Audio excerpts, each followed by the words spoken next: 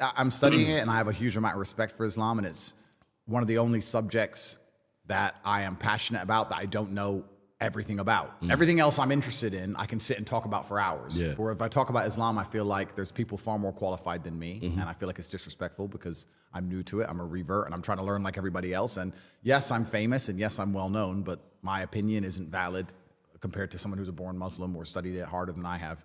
So, Everyone's opinions are valid. of course, but I don't consider myself qualified. Yeah, fair enough. But how would you say it's shaped your life and your mentality? You know the best thing about Islam? The best thing about Islam is how simple it is because there's wrong and right. It's a simple religion. It's wrong and right. I mean, you look at other religions and it's also subjective now. Yeah.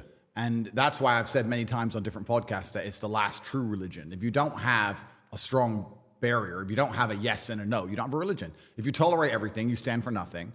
And if you believe in God and you say, I believe in God, but I'm not a Muslim, I'm going to say, okay, that's fine. You're a Christian. What is Christianity anymore? What does it mean? You can go to a Christian country, and America, let's take, for example, and you'll get in more trouble for insulting George Floyd than you will for insulting Jesus Christ. Yeah, for sure. You can walk down walk down the street with a T-shirt saying Jesus is gay.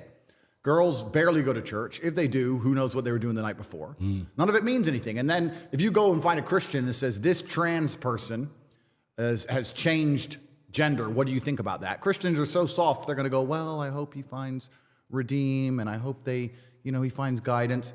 Haram, bro. Haram. No, you didn't. It's haram.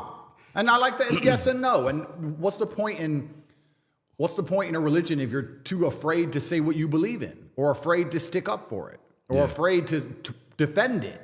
Then what's the point in any of it? So I feel like it's the last true religion. I feel like it's the last religion on the planet.